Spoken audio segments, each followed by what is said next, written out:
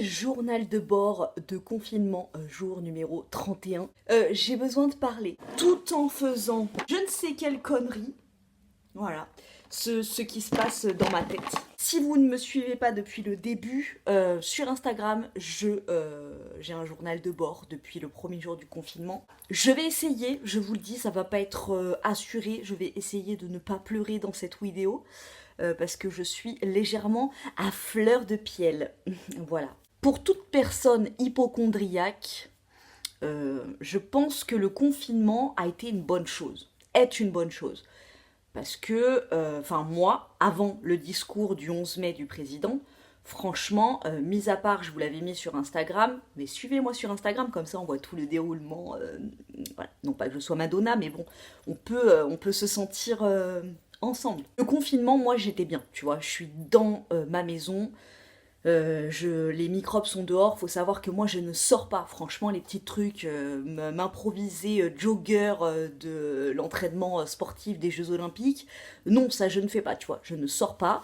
Mes enfants, ça fait un mois et quelques qui, je vais essayer de pas pleurer, qui n'ont pas vu le soleil. On est sortis une seule fois, 1 heure, et franchement, je me suis chiée dessus. Donc voilà, on évite, et pour eux c'est dur. Voilà, il y a le manque de silence parfois. Là, ils sont avec leur père, ils sont occupés et tout. Donc bon, il y a des petits moments dans la journée où j'arrive à me détacher un peu, mais bon, il y a toujours un peu de culpabilité de pas s'occuper d'eux, d'avoir besoin de souffler, mais bon, ça c'est une autre question. Mais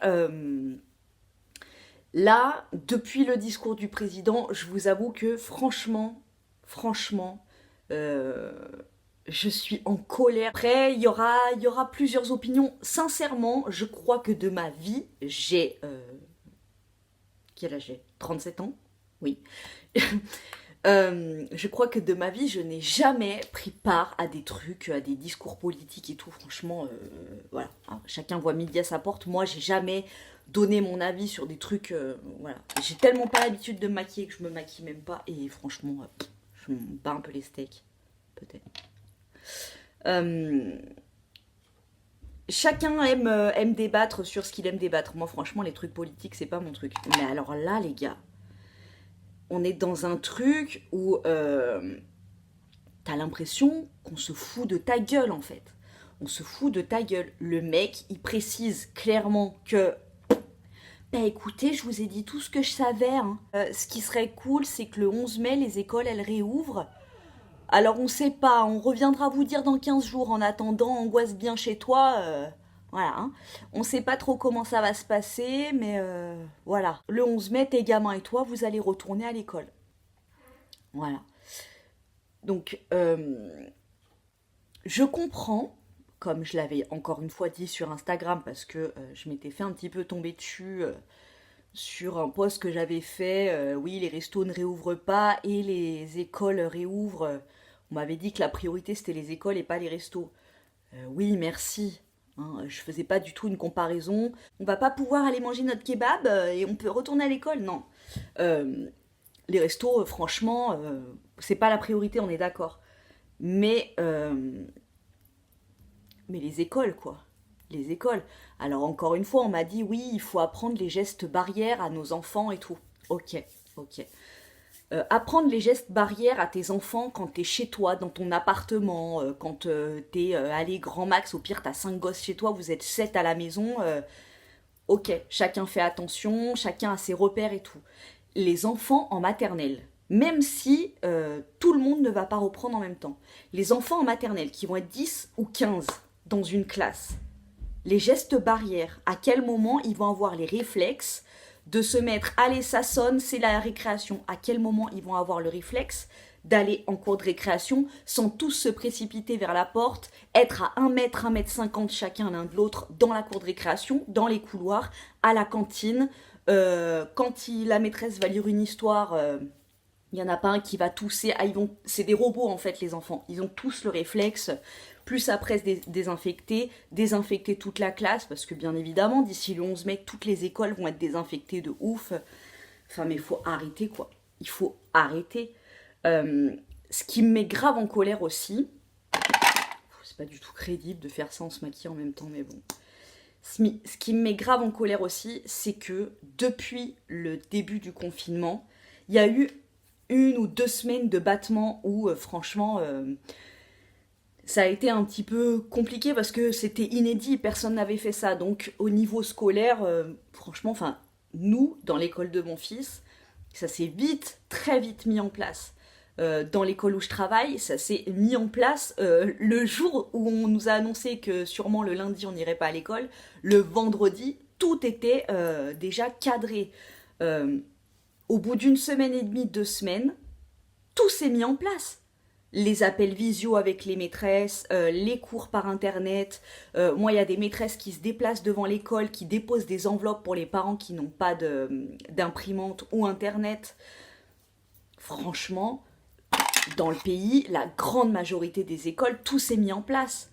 Euh, les profs, ils travaillent comme des malades sur les cours à préparer, sur les corrigés que les élèves envoient, sur... Enfin, je veux dire, on est à la maison, ok, mais on est à la maison, on a donc la maison à gérer, nos enfants à gérer, l'angoisse à gérer, le travail à gérer, toute une famille à gérer. Enfin, je veux dire, plus à côté, tout ce que les médias nous balancent dans la gueule. Moi, franchement, ma télé, elle est éteinte. Mis à part le 11 mai, là, où elle a été allumée, et pour koh bien sûr, mais en général, elle est éteinte. C'est plus qu'anxiogène de voir déjà ce qui se passe dans le monde, et en plus de voir, enfin, je sais pas comment cette putain de crise, elle est gérée. On dirait qu'ils savent pas ce qu'ils font, quoi. On tente. Allez, on va tenter. Le 11 mai, écoute, on sait pas comment ça aura évolué, mais vous allez retourner à l'école quand même. Hein. De toute façon, les enfants ne sont que le véhicule du virus, j'ai envie de te dire. Hein. Bon, on sait pas ce qui va se passer, mais si vous faites partie de la deuxième vague, hein. Voilà, enfin, je suis hyper en colère et hyper... Enfin, je sais pas. J'ai hyper peur en fait, je suis hyper angoissée, je sais pas du tout comment gérer ce truc et tout, donc je sais pas. Sachant que moi, j'ai peur de descendre dans ma boîte aux lettres pour aller voir si j'ai du courrier. Pour pas toucher ma porte d'entrée, les portes communes et tout, dans mon immeuble et tout. Ça me fait flipper. Limite, j'ai envie de laver tous mes vêtements, tout après, parce que j'ai super peur. Je me dis, je vais aller me refoutre dans une classe toute la journée avec du contact, avec des élèves, avec des adultes, avec d'autres personnes sur le chemin et tout. Franchement, je flippe ma race. Je flippe ma race pour mes enfants aussi. On ne sait pas. On ne sait pas comment évolue ce truc. On ne sait pas qui ça peut toucher, qui ça peut pas toucher. Enfin, voilà. Voilà. Je suis hyper angoissée. Donc après, ils disent... Enfin, je suis d'accord sur le fait que certaines écoles ou certains trucs... je comprends l'histoire du déconfinement scolaire. Je comprends. Parce qu'il y a des enfants qui n'ont pas accès à Internet. Il y a des enfants qui vivent la misère chez eux. Mais je pense qu'il y a d'autres solutions au niveau social à mettre en place que de réouvrir des écoles. Enfin, je sais pas. Enfin, j'ai pas fait d'études en sciences politiques ou machin, mais enfin, le mec, il voit bien comment ça se passe à la sortie des écoles. Les parents qui sont tous devant les portails, les enfants dans les cours de récréation et à la cantine. Je sais pas, il n'y a pas d'autres trucs à mettre en place que pour... Je sais pas, les solutions, franchement, j'ai pas un programme établi, mais je pense que ça, c'est une ineptie de mettre ça en place. Vraiment, vraiment. Quoi qu'il se passe, on a vu en Chine, ça s'est arrêté, il y avait plus de cas, hop, les gens sont ressortis, même pas, ils ont pas fait la fête, pompé l'up, toutes les boîtes de nuit, tous les restos, ils sont à peine ressortis, le truc, il est en train de revenir. Enfin, je sais pas. Voilà. Pourquoi, pour 1 mois et demi, donc quasi mi-mai jusqu'à juillet, pourquoi rouvrir ? Sachant que ça va plus perturber les gamins qu'autre chose, parce que là, maintenant, les gamins, ils sont dans une nouvelle routine. Pourquoi les remettre, remettre un coup de pied dans la fourmilière pour 1 mois et demi, reprendre des risques inutiles, parce que moi, personnellement, si mes enfants allaient à l'école pendant 1 mois et demi, je vais être une psychopathe de la décontamination quand ils vont rentrer. C'est-à-dire encore plus d'angoisse. Alors que là, laisse comme ça, quoi. Laisse comme ça. T'es pressé, je veux dire, on est dans la merde. 1 mois et demi de plus, qu'est-ce que ça va changer, en fait ? Je sais pas. Pourquoi ne pas attendre septembre? Je sais pas. On va attendre 15 jours là, qu'on sache un petit peu plus de précision. Qu'est-ce qui sera fait en plus, qu'est-ce qui sera pas fait en plus. On sait pas, on attend en fait. On attend de savoir à quelle sauce on va être mangé. Quel rouge à lèvres je vais mettre. Franchement, je vous dis sincèrement, là, je m'en bats la carotte, mais ça, j'ai envie de mettre du gloss. Vous l'aurez compris, hein, j'étais partie pour make-upiser un peu, mais en fait, j'ai pas du tout envie. C'était uniquement un prétexte pour pouvoir vous parler et pour pouvoir partager surtout, parce que je pense qu'on est beaucoup dans cette situation, dans ce questionnement, dans cette angoisse. Franchement, et là, je parle pour ceux qui ont des enfants, mais dans tout secteur, quoi. Ceux qui ont des boîtes, ceux qui ont des... Je sais pas, rien n'est dit en fait. Rien n'est dit. Et puis en même temps, tout est dit. On sait pas, tu regardes les réseaux, t'entends que, bah voilà, là pour l'instant, il recule les charges, mais que, en fait, en gros, une fois que ce sera tout fini, bah, tout le monde va manger sa race et payer sa race. On sait pas, tout est anxiogène, vraiment. On l'a vu, là, il a repoussé son discours. On a vu quelques jours après qu'il avait vu le professeur Raoult.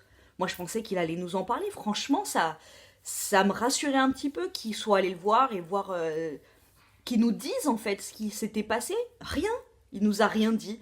Il a parlé de trucs à la fin incompréhensibles. Enfin, je sais pas. J'ai l'impression qu'on dit rien et que voilà, nous, en gros, bah, on sait pas. J'avais envie de me faire un truc à l'indienne, un petit peu comme Dodi dans Cover Tattoo. Dans Tattoo Cover, tu sais, c'est un truc rouge ici, là. Un peu comme les Indiens. J'ai envie de faire ça. J'ai envie de me rebeller, là. Voilà. J'ai envie de me faire ça. Et donc, Memel m'a dit que, voilà, elle comprenait pas, en fait. J'en ai parlé un petit peu autour de moi aussi, de cette angoisse que j'ai.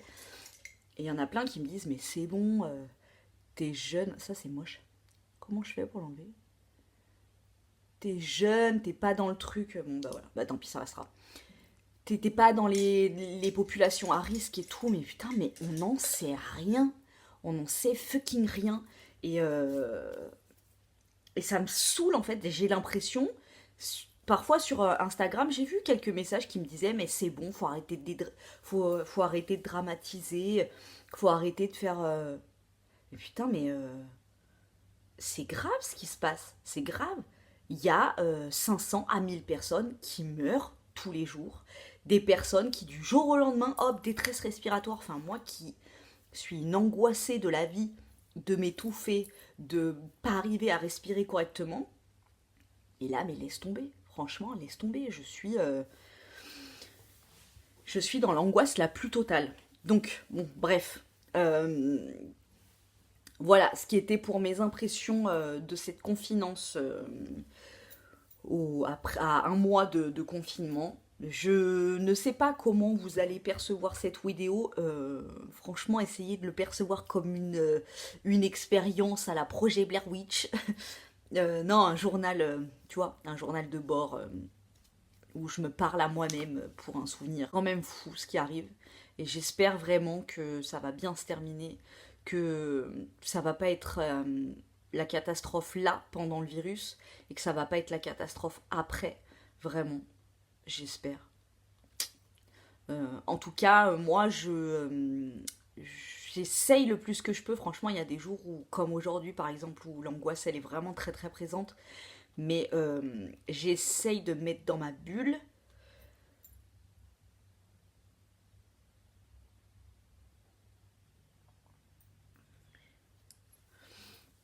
J'essaye de me mettre dans ma bulle et de d'épargner le plus mes enfants en fait de tout ça. Essayer de leur communiquer le moins possible le stress et faire en sorte que justement ils arrivent à être dans une routine. C'est pour ça que ça me met trop en colère en fait. C'est parce que là tout s'est mis en place avec l'école et tout